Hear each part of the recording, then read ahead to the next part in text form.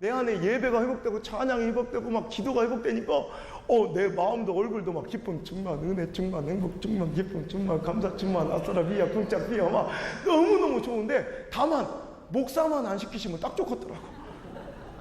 그때 제가 굉장히 똑똑한 놈인 줄 착각하시고 스카우트제이가 들어오신 거예요. 경쟁적으로 이제 총괄 본부장님들이 찾아오셔서 이렇게 하다가 삼성에서 훨씬 더 좋은 조건을 제시해 주셔서 제가 이제 삼성 그 본부장님과 구두로 알겠습니다. 그럼 내가 열심히 한번 일해보겠습니다. 이렇게 딱 계약을 하고 그날 제 하숙집으로 돌아왔는데 샤워를 딱 마치고 딱 누웠던 그날 좀 찜찜하긴 한 거예요. 신앙의 양심이 살아있을 때 은혜가 충만하니까 신앙의 양심도 날이 서서 날 찌르는데 그냥 찜찜하긴 하는데 그냥 할 수 없이 이제 세상 제일 받아들이고 온 날 그날 밤부터 거짓말처럼 배가 싹 아프기 시작하는데 왜 하필 그날부터 그것도 막 배가 막 아싸라게 아프고 말면 되는데 그게 아니라 막 기분 나쁘게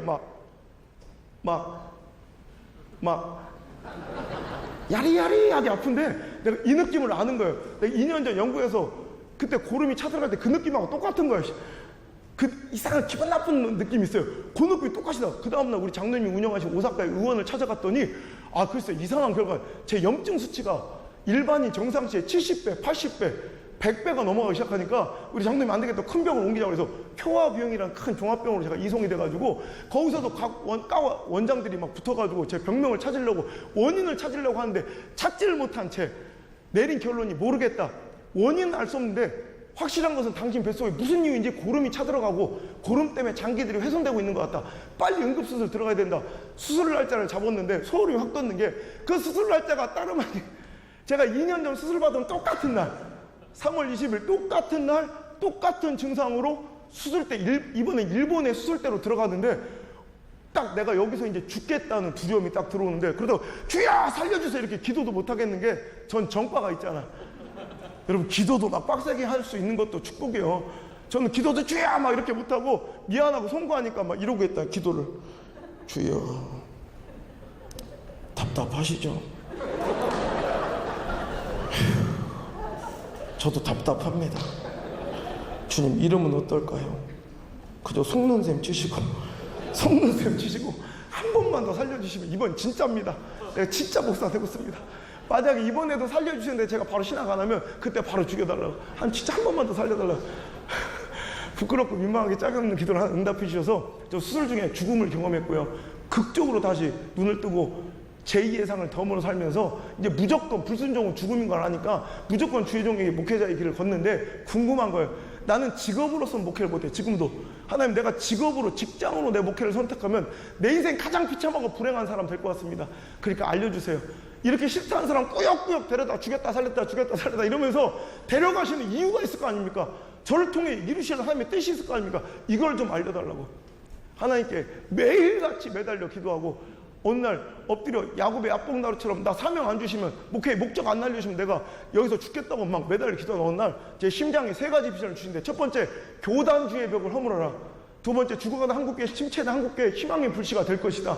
세 번째는 위로가 필요한 목회자와 성도들이 많으니 그런 교회들을 위로해주는 힐링처치 병원 같은 게 위로하는 목회를 꿈꾸라는 이 3가지 비전을 심장에 담고 그때는 뭔 말인지 몰랐지만 솔직히 말하면 이게 뭐 나같이 아무것도 아닌 자가 뭐 그렇게 크고 대단한 일을 할 수 있단 말이야. 진짜 말도 안 되는 일이 있지만 하나님 주신 말씀인 거 분명하니까 심장에 새기고 무조건 태어나자마자 한국으로 들어와서 이것만 붙들고 기도하는데 당체 모르겠는 거예요. 지금이야 제가 미력이나마 미약하게나마 한국교회 그런 일들을 해나가고 있으니까 지금은 조금 이해가 되지만 당시에는 말도 안 되는 꿈 같은 일이 하나님 아무도 답이 안 나. 뭘 어떻게 해야 될지 신학교 개강 날짜 다가오는데 그때 한번 생각 2번 3번은 너무 어려워. 한국교회 희망이 되고 누굴 위로하는 건 뭐 내가 위로받아야 되겠는데 근데 1번은 다른 거에 비해 좀 쉽더라고요. 교단주의 벽을 허물어라. 내가 딴 교단 가면 되겠더라고. 그래서 우리 아버지가 무슨 교단? 그래서 내가 순복음에 왔어요. 근데 많은 목사님들 물어보세요. 그러면 제가 장로교단에서 청빙을 담임 목사 청빙을 몇 번을 받아요. 지금 얼마 전에도 뭐 몇천 명 되는 교회에서 담임으로 와줄 수 있냐고. 근데 제가 그때마다 거절할 때마다 목사님들 그런 얘기를 했어요. 그럼 우리 합동으로 오지기로 했나? 감리교만 떠나면 됐지. 우리 통합으로 오지기로 했나? 우리 고신으로 오지기로 했나? 왜 하필 순복음으로 하는가 이렇게 물어보시면 제가 그때마다 똑같이 하는 얘기가 그때 당시 내가 가장 싫어했던 교단이 순복음이에요. 순복음 얘기했으면 미안해 이제. 근데 내가 제일 안 어울리고 내가 제일 꺼려했던, 왜냐하면 저는 그냥 이렇게 책 읽는 거 좋아하고 어렸을 때부터 이렇게 논리적이고 이성적인 걸 좋아해요. 그러니까 이런 거를 이탈하는 건 말도 섞기도 싫고 막 짜증나서 막. 그런데 순복음의 원색적인 성령운동은 저한테 이해되지 않는 신비주의적 활동처럼 보였던 거예요.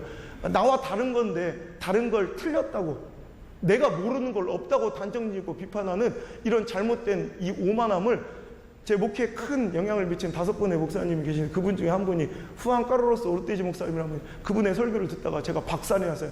하나님께서 이런 교단에 대한 편견과 이런 교단의 우상을 하나님께서 너무너무 진노하고 계신다는 걸 알게 되고, 제가 너무너무 두려운 마음에 막 엉엉 울면서 하나님 저 용서해달라고, 그리고 저를 순복음교단 보내시면 일평생 회개하는 마음 살겠고, 저처럼 교단에 이제 편견을 갖고 있는 사람에게 신선한 충격을 줄 수 있는 그런 목회자를 저를 좀 사용해달라고, 이렇게 하나님께 일주일 동안 회개 금식을 일주일 동안 하면서 하나님께 막 기도하고 허락을 듣게 해서 드디어 전 순복음교를 한 번도 안 다녀보고 순복음교회 목사가 된 기이한 전력을 갖고 있는 사람입니다.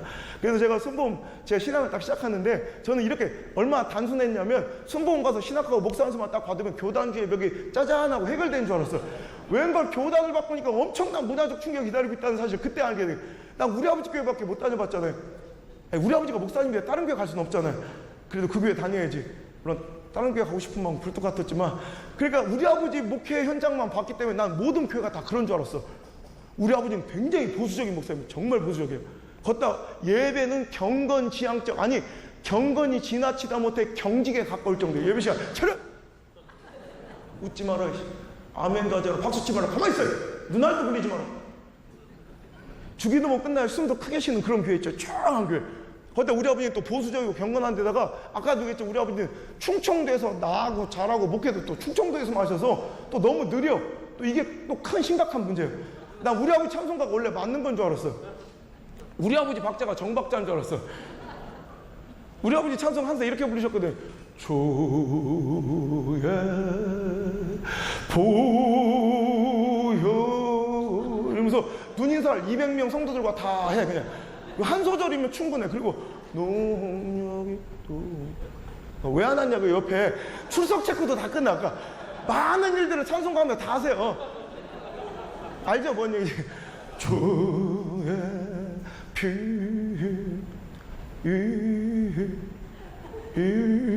이 부분을 제일 좋아해서 한 15번은 꺾는 것 같아.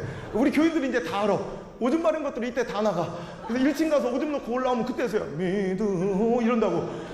난 원래 찬송가 이런 건 줄 알았어. 웬걸 내가 순복음 예배를 처음 드려본 게 이제 신대원 가서 거기서 이제 처음 드린 신학생들과의 예배가 채플 시간이 처음 이제 순복음식 예배예요.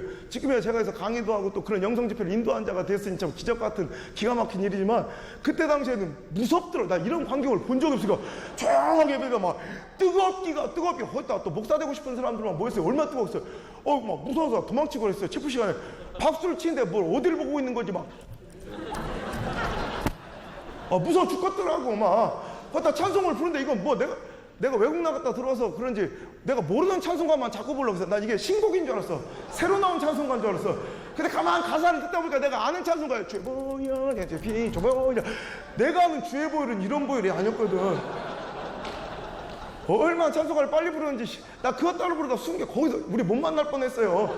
마지막 한 소절 남겨두고 이미 내가 막 내 정신을 잃어갔는데, 내가 부르면서 내가 뭔 소리인지 모르고 내 눈 안에 흰자위밖에 안 보이고 입진 직전 단계에 그냥 찬송가를 끝내고 나니까 내 자신이 얼마나 기특하고 자랑스러운지. 난 대학교 붙었을 때보다 영국에 유학 갔을 때보다 이때가 더 자랑스러워. 우성아 장하다 잘했어. 너도 이제 드디어 진정한 순복음교인 되었다 하나님 보셨나니까 꼴값 떨고 있는데, 잊을 수 없는 충격적인 말 한마디가 들려오는 게, 갑자기 찬송 인도하는 전사님이 갑자기 자 여러분 이번엔 좀 빠르게 불러봅시다 이래. 여기서 뭘 어떻게 더 빨리 불러. 알고 보니까 내가 죽을 뻔했던 그 박자가 우리 순복음은 보통 빠르게요. 그게 전 서울에서 태어났고 4살 때부터 우리 아버지 목회지를 따라서 충청도에서만 살았어요. 근데 어떻게 제가 할아버지도 가보지 않던 울산 땅에 내가 내려와서 이제 목회하고 있는지 그 얘기를 못 해드릴게요. 강의 중에 들어오신 분이 이제 우리 교수님이 툭 던진 말 한마디가 내 인생을 바꾼 거예요. 우리 순복음의 교단의 자긍심을 이제 고취시켜 주시면서, 순복음이 옛날에 이단 소리 들으면서 이렇게 살았지만 이제 한국교회 5대 뭐 이런 큰 거대 교단이 돼가지고 한국교회를 이끄는 장자 교단이 됐으니까 이제 자긍심을 갖고 각 지역마다 가장 대표적인 대형 교회들로 랜드마크처럼 우리 교회들이 세워지고 있다. 자긍심을 가지고 해라 막 이런 얘기를 하시다가 툭 던진 말 한마디가, 근데 울산은 참 힘들다. 울산은 어찌 이렇게 순복음이 안 되나 몰라. 조용기 목사님의 고향이 있기도 한데 그렇게 해도 안 된대. 울산은 순복음의 무덤이야. 이 얘기를 딱 하는데 갑자기 내가 목사님 만나는데 자기는 그런 얘기 한 적도 기억도 못 하시더라고. 근데 여러분 진짜 그 말 한마디가 내 인생을 뒤집어놓은 거예요. 심장이 울산은 순복음의 무덤이야 이 얘기를 듣는데 심장이 막 펄떡 뛰는 거예요. 여러분 이 심장 뛰는 소리를 따라 여러분 사역하시고 목회하시길 바랍니다. 근데 제가 시간 지나면 내가 순복음교회 나왔으니 이왕이면 가장 힘들고 어려운 곳 가서 우리 하나님 시퍼렇게 살아계신 거 증명하며 간증하며 살아가고 싶다 이 마음에 강의 수업 끝나자마자 바로 총회관에 전화해서 내가 지금 신대원생인데 바로 개척을 하고 싶습니다. 그러니까 개척지 하나를 알려주시는데 가장 힘들고 어려운 거 한 곳만 추천해 주십시오. 이왕이면 순복음교회가 한 번도 세워지지 않은 순복음의 미답지였으면 좋겠습니다. 제가 이렇게 딱 이제 부탁을 드렸더니 거기서 답이 온 게 울산에 온양이라는 곳으로 내려가라는 거예요. 나도 온양이면 온천인 줄 알았지. 울산에도 온양이 있더만요. 근데 거기는 여러분 복음이 들어온 지 거의 110년 가까이 되는 교회가 100년 유서 깊은 교회가 2개나 있고요. 다 이렇게 우리 그 시골의 지역에 연합회를 해봐 50교회 모이는데 대한예수교 장로회망교회 거기는 장로교단의 텃밭이고요. 그래서 침례교, 감리교, 선결교는 간판은 그래도 붙어 있는데 순복음에 대한 강한 터부감이 있어가지고 약간 이단 아직도 저한테 이단이라고 하는 분이 있어요. 지긋지긋 죽겠어 아주. 근데 그러니까 단 한 번도 그 지역에는 천지창조 이래 단 한 번도 순복음교회가 세워지지 않은 최초의 순복음교회가 된다는 저 최초라는 거 되게 좋아하거든. 그래서 그 마음 가슴 설레임 그 뛰는 가슴 하나 가지고 결혼도 안 한 총각 전도사가 저는 그때 총각이었거든. 결혼도 안 한 총각 전도사가 신대원도 아직 안 마친 상태에서 그 심장 뛰는 소리 하나 나침반사하면서 무조건 그냥 무작정 내려온 게 벌써 12년 됐네. 12년. 제 나이 30살에 그냥 무조건 울산광역시 울주군 온양읍 운하리 44-3번지 밭대기 80평 사가지고 엉엉 울면서 삽자루 꽂고 울면서 눈물로 그 땅을 적신 게 우리 교회 개척의 시작이 된 것입니다. 할렐루야. 이제 제가 몇 살인지 알겠죠? 아까부터 궁금해서 막 눈알에 물음표가 찍혀가지고 아까 울면서 전 새끼 몇 살이나 처먹길래 인생을 저렇게 기구하게 살았나 막 웃으시면 그냥 웃으시는데 저 새끼 장가는 갔는가 내가 중매를 서줘야 되나 말아야 되나 3일 집회라도 이걸 안 알려주면 3일 끝나는 날까지 이 고민만 이 걱정만 하시더라고요. 그래서 다음 포털 사이트에 안우성 목사 이렇게 목사 치면 연관 검색어 안우성 목사 나이가 제일 먼저 나오더라고요. 그래서 빨리 알려줘야 돼. 아까 우리 황 목사님 그러셔서 내가 가장 어린 컨셉으로 왔대요. 근데 나보다 어린 분이 또 계셨다고 하고 있어요. 제가 제일 어립니다. 솔직히 말하면 학번으로는 한국 나이로는 제가 42살인데 실은 호적 나이로는 아직도 많이 안 됐어요. 이번 주 지나야 40살이. 내가 지난주에 병원에 실려갔는데 아직도 더러워죽고 39세 아직도 그 창피해서 내가 병원을 못 가. 이번 주 지나면 이제 드디어 40살 되는데 제가 꿈에도 그리던 40살이 드디어 넘었고 이제 이번 주면 이제 드디어 이제 호적상 나이도 넘고요. 장가는 갔고요. 다행히도 애는 3명. 뭐 이렇게 원신 바라보도 그래요. 우리 시골은 원래 막 나요. 이렇게 우리 동네에서 저는 그 정도면 겸손한 편이요. 아들, 딸 이렇게 3남매를 두고 있어요. 어째 감동이 없어요. 그냥 딸이 아니라 아들 뒤에 딸이라니까. 예. 그냥 딸이면 자랑도 안 해. 아들 뒤에 막내가 딸이면 이건 그냥 딸이 아니라 이건 천사야, 천사. 나 가끔씩 가다 우리 안나 이렇게 자고 있으면 뒤에 이렇게 본다고 등짝을 혹시 날개가 달렸나 싶어가지고. 여러분, 제가 처음에 이 경상도에 내려왔더니 여기 보니까 우리 선배 목사님들 여기 경상도 계시는데 제가 보니까 처음에 솔직히 말하면 경상도 정서가 잘 안 맞았어요. 왜냐하면 전 충청도에서만 어렸을 때부터 살아가지고 말투를 보면 알겠지만 전 충청도 정서가 몸에 배 있어가지고 제일 안 맞는 게 뭐냐면 이게 자기 본심을 직설적으로 얘기하는 그 화법이 저한테 굉장히 막 부딪히는 상처였어요. 왜냐하면 충청도 사람들은 맹간에서는 자기 속내를 이렇게 딱 직설적으로 얘기하는 건 예의가 아니라고 배웠어. 그러니까 우리 이런 거예요. 이번에 세미나 한미준 있다는데 갈게요? 그럼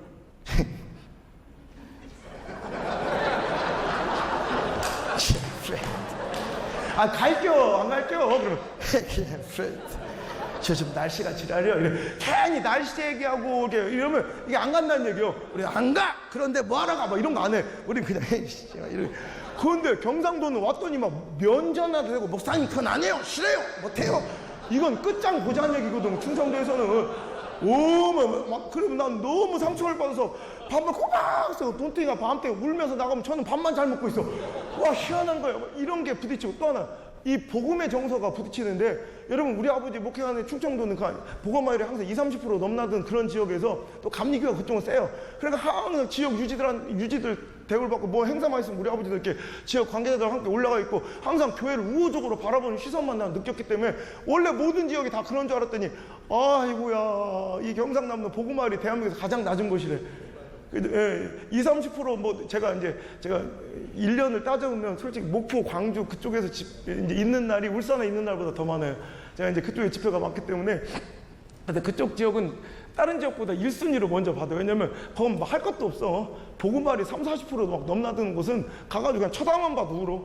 할 거 그냥 이래도 뭐 다 안다는 듯이 눈빛만 이렇게 그냥 울어. 그냥 뭐 한 것도 없는데 아멘 막 이래. 그냥 아마 거긴 뭐 할 것도 없어. 근데 봉사들이 그래요. 가장 힘든 곳이 울산, 부산, 뭐 경주 이런 데 오면 뭐 다른 데서 10번 하는 것처럼 한 번이 더 힘들다고 뭐 그 정도로 복음의 정 그도 그럴 것이 복음의 10% 넘는 곳이 없어. 물론 뭐 우리 울산도 9%다 10%다 그런데 진짜로 거품 빼면 7% 정도 내가 그게 맞다고 봐요. 그리고 그래도 그 정도면 대도시라 굉장히 높은 편이에요. 3% 미만의 지역이 질비합니다. 고성, 산청, 밀양, 합천, 진주 다 2.6%, 2.4%, 2.3%. 여러분 26%도 힘들어 죽겠는데 2.6%, 2.4% 우리 동네도 3%가 안 돼요. 그런 어렵고 힘든 곳에서 여러분 바닷가 그냥 그러니까 경상도 안에서도 경상남도 안에서 울산은 또 유명한 아주 태국 쪽부터 귀신, 미신 막 그 불교의 문화가 찌들어 있어서 오죽하면 여러분한테는 당연한 일들이 거기서는 도전이고 싸움이에요. 영적 싸움. 우리는 여러분 울산광역시 시 마크가 뭐냐면 녹색 선이 이렇게 민방위처럼 세워 있고 빨간 점 하나 찍혀 있는데 그게 뭐냐면 3마리 용과 귀신을 짬뽕해서 만든 그 형상화해서 만든 처용이라는 귀신 뭐 태화산지 뭐 절 지킨 용 한 마리 동해바다 지킨 용 한 마리 그 빨간 동그라미가 여의주예요. 여의주. 그러니까 기쁘다 구주 오셨네. 그러면 이렇게 우리 일반적으로 크리스마스 트리 위에 뭐 붙여요? 십자가나 별 붙이잖아. 근데 우리는 거기다가 그거 붙이고 그래. 그러니까 우리 옛날에 우리 울산 성시에서도 그 해가지고 이제 십자가 붙이고 막 이렇게 크리스마스 점등 행사 이게 몇 년 안 됐을 정도로 다른 데서는 당연하게 행해진 일들도 영적 도전과 싸움일 정도로 여러분 전라도에서나 복음화율이 한 30-40% 되는 곳에서 있던 분들이 경상도 오시면 깜짝 놀랄 일이 많습니다. 그런 영적 도전. 그래도 울산은 도시니까 사람이라도 많이 살잖아요. 저는 울산에서 차로 한 40분에서 1시간 정도 떨어진 리단이의 시골 마을인데 가장 가까운 남구 쪽에도 한 30분, 40분 차를 타고 가야 되고 동구나 북구는 한 1시간 정도 가야 되는 그러니까 울산과 부산의 경계 마을이에요. 혹시 여러분 알는지 모르겠어요. 우리나라에서 해가 가장 먼저 뜨는 곳이 어딘지 아세요?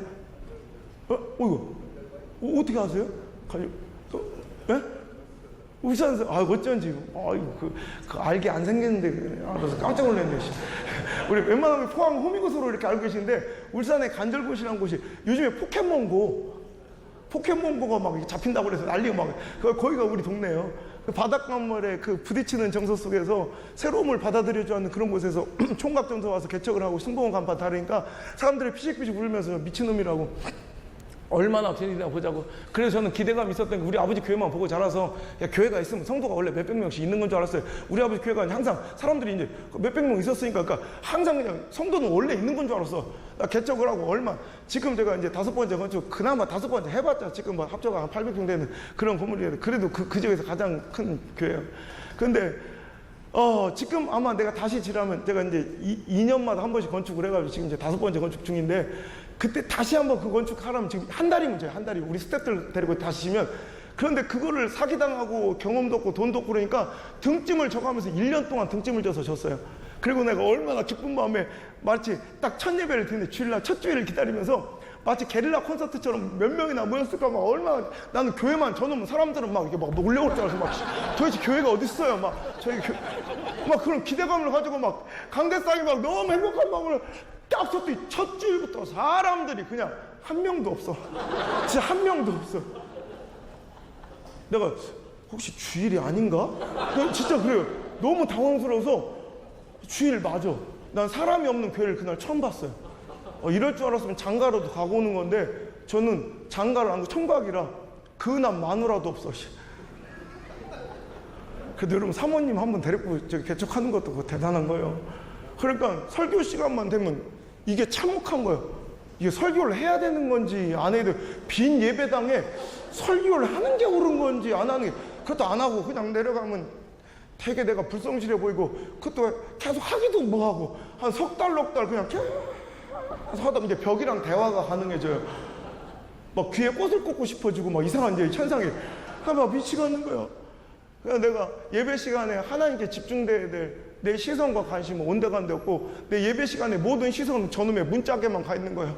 혹시라도 저 문이 열려서 누가 한 명 들어와 주지 않을까라는 기대감에 주님도 때로는 아이씨 하나 좋은 건 찬송가 내 마음대로 부를 수 있는 거. 뭐 반주자가 있냐 따라 부르는 것들이 있냐 1절 부르다 4절 부르라 해도 아무도 몰라 그냥. 울기도 하셨다며. 혹시 눈이 잠겼나 저게? 나갔다. 아니 저 문이 왜 잠길 거예요? 내가 들어올 때 10번 두석게 확인해보면 저 문이 왜 갑자기 왜 잠길 거예요?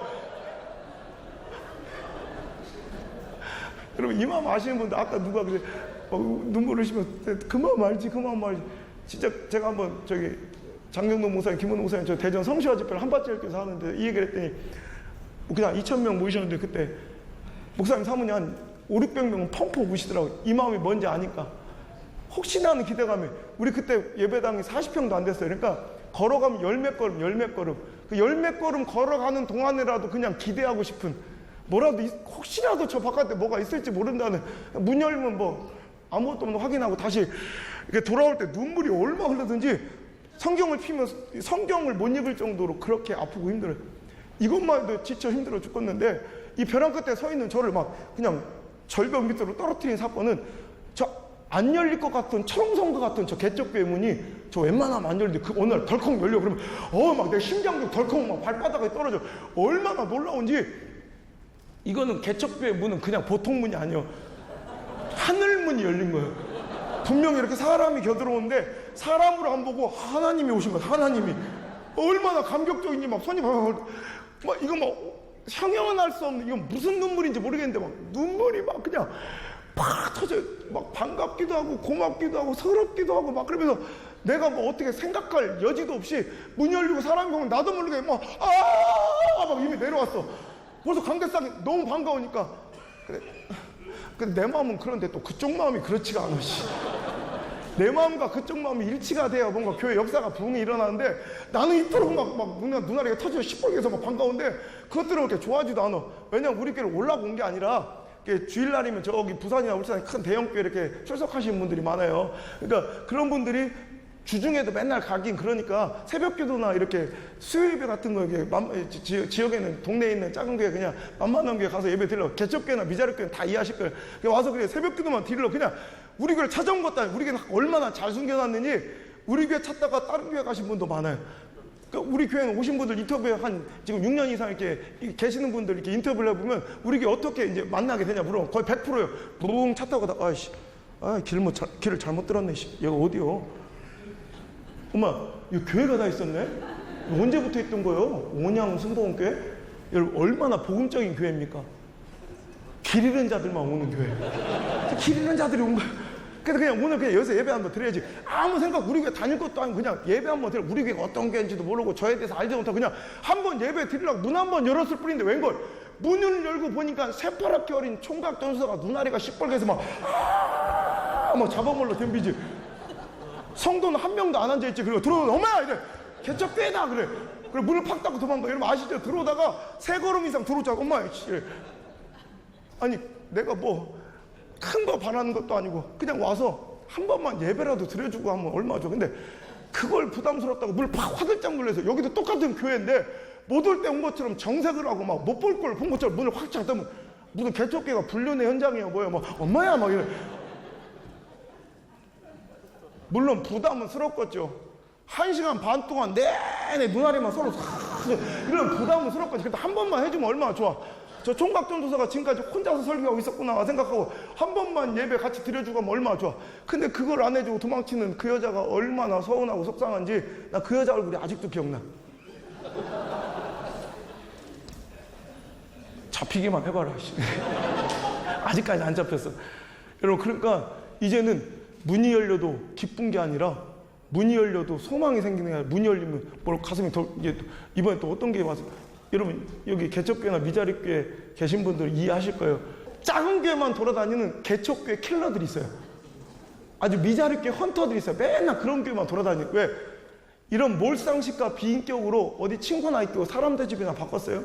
그런데 그런 본인을 금이야 오기야 떠받들어주는 그런 곳이 있으니 개척교회, 미자립교회 목사님 사모님은 막 한용운에 방황할 때 얼마 전에 지금도 두 목사님 전도사님 부부가 목회를 배우고 싶다고 와서 계속 예배를 드리고 하더라고요. 그래서 내가 딱 한마디만 했어요. 다른 거 필요 없다. 한용운을 얼마나 귀하게 여기냐. 그 가치가 하나님께서 너한테 맡겨줄 그릇이다. 그러면서 내가 땅에 내가 개척하고 한 영혼 한 가정을 주시는데 네 누나를 팔아. 하나님 저한테 만약에 네 누나를 하나를 빼면 한 가정 주신다. 그러면 난 누나를 뺀다. 이게 한 영혼의 가치다. 진짜로 한 영혼이 너무 귀하니까 목사님 사모님 막 손을 벌벌 떨면서 금이 오기가 대접하니까 왕노릇 하려고 이런 귀한 목사님 사모님 마음 이용해 처먹고 그냥 온 동네 돌아다니면서 왕노릇 하려 다니는 이런 이상한 것들이 많이 들어오니까 정말 문만 열리면 무서워. 항상 조금 안녕되려면 와서 확 뒤집어놓고 또 나가고 뒤집어놓고 또 나가고. 그러니까 막 그게 너무 아프고 힘든 거예요. 그러니까 이제 문이 열려도 기쁘지 않고 이제 두려워지기 시작하는 거예요. 어느 순간 내가 점점 절망에 길들여지고 있는 나를 발견해요. 이제 익숙해지는 거예요. 시골의 교회들이 점점 어려워지고 요즘 교회들 다 그렇지 뭐 그냥 이런 마음으로 나를 자족하고 있는. 여러분 이게 무서운 거예요. 리더가 절망에 길들여지면 그 공동체는 끝이에요. 담임 목사님이 절망에 길들이고 시대에 타협하면 그 교회는 아무리 성도 열심히 해도 끝나는 거고, 가장이 절망에 길들여져 버리면 끝나는 거고, 아무리 유능한 팔로워들을 붙여줘도 그 팀장이 혹은 셀 리더가 이 절망과 이 패배에 길들여져 버리면 아무리 좋은 공동체가 다 망하게 돼 있어요. 여러분 이번 집회를 통해서, 한미준 집회를 통해서 여러분 절망에 익숙해졌던 내 모습이 있다면, 패배에 길들여져 갔던 내 모습이 있다면 박살내버리시고 다시 승리를 꾸시며 원래 귀한 사명의 심장 회복하고 돌아가실 주님을 축원합니다.